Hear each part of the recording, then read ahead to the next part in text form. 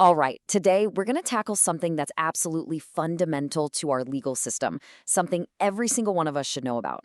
We're talking about the First Information Report, or FIR. Think of it as the very first step to getting justice. And trust me, knowing how it works is a huge advantage. So, picture this. A serious crime has just happened. To get the wheels of justice turning, what's the actual official first step? It's not just calling the police, it's about creating a formal record. And that document, that record, is exactly what we're diving into today. So first things first, what even is an FIR? Well, you can think of it just like this slide says. It's the official starting line. It's the moment the stopwatch starts on a police investigation. The easiest way to wrap your head around an FIR is to think back to school. Remember if something happened and you had to file an incident report with the principal? That's basically what an FIR is for the police. You tell them what happened, they write it all down, and that single piece of paper is what officially kicks off a formal investigation. It's the trigger. Now here's a really crucial point you need to get. Not every complaint you make to the police is going to become an FIR. The law is very specific about this. It draws a clear line between serious crimes and minor ones. This slide has the perfect analogy: fire alarms versus noise complaints. Think of serious crimes. We're talking murder, robbery, kidnapping as fire alarms. The law calls these cognizable offenses. They're emergencies, so the police can and must investigate immediately, and that means filing an FIR. But on the other hand, you have less serious, non-cognizable offenses. These are like noise complaints. The police can't just jump in, they actually need a judge's permission first. And instead of a full-blown FIR, they just make a note in a separate logbook. So just remember, FIRs are for the fire alarms, not the noise complaints. Okay, so you've witnessed a fire alarm type of crime, and you need to report it. How do you actually file an FIR?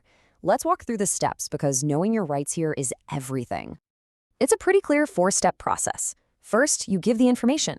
You can just tell them, give them something in writing, or even call it in. Step 2 is super important. The officer has to write it down. That's not optional. Third, they must read the report back to you before you sign it, just to make sure they got all the facts right. And finally, step 4, you have a right to a copy of that FIR completely free.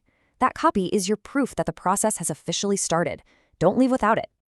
The law also has some really important protections built in, especially for women. For certain offenses like assault or stalking, the report must be recorded by a woman police officer. And what if the woman has a disability and can't go to the station? Well, the police have to come to her. Plus, the entire process of recording her statement has to be videographed. These are rules, not suggestions, and they're there to ensure safety and transparency. All right, but let's talk about a situation that's unfortunately way too common. What do you do when the police just refuse to register your FIR? It can feel like a total roadblock to justice. It's a really intimidating situation, no doubt. It feels like you've hit a brick wall. But here's the good news. You are not powerless. The law actually gives you a clear game plan. So they said no. What's your next move? Here is your 3-step action plan. Step 1, go over their heads. You can write down your complaint and send it directly to a senior officer, the superintendent of police or SP. You can even just mail it. Step 2, the SP has to take action. They might investigate it themselves, or, more likely, they'll order the local station to register that FIR. But what if that doesn't work? Well, that brings us to your final and most powerful option, step 3, take it to court. You can go directly to a magistrate who has the authority to order the police to register the FIR and get to work. And listen, this isn't just some friendly suggestion. You've got the Supreme Court of India in your corner on this one. In a huge landmark case called Lalita Kumari, the court made it crystal clear. If the information you're giving points to a serious crime, the police do not get to choose. Registering the FIR is, and I quote, mandatory. That ruling is a powerful tool for every single citizen. Now, laws don't stay the same forever. They get updated. So let's take a quick look at some of the really important changes to the FIR process that have come with the new criminal law, the Bharatiya Nagarik Suraksha Sanhita. This table gives us a great before and after picture. A few key things have been upgraded for the better. First, look at jurisdiction. The new law now says an FIR can be filed irrespective of the area. This basically makes the zero FIR an official rule, which is huge. Second, see digital filing. The law now formally recognizes electronic communication, which opens the door for E-FIRs. And third, it now officially allows for a quick preliminary check in some cases before filing the FIR, which puts a clear rule on something that used to be a bit of a gray area. So what is this zero FIR? Honestly, it's a game changer. It means if a crime happens in one place, but you're somewhere else entirely, you can go to the nearest police station, right where you are, and file a report.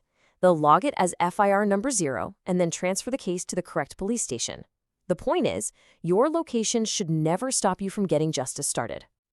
And then there's the E-FIR. This is another massive step forward. By formally allowing FIRs through electronic communication, you can now go to your state's police website and file a report right from your phone or computer. It's all about making the process easier and more accessible for everyone. Whew, okay, we've gone through a lot, so let's just boil it all down to the absolute must-know points. If you remember nothing else from this explainer, remember this. All right, ready? Here's your 30-second summary. Number 1, an FIR is the mandatory first step for any serious crime. 2, the police must register it for a cognizable offense. It is not optional. 3, if they refuse, you've got a plan. Go to the superintendent of police and then the magistrate. 4, new rules like the zero FIR and E-FIR are making it way easier to report crimes. And finally, number 5, never, ever forget, you are always entitled to a free copy of your FIR. Know your rights.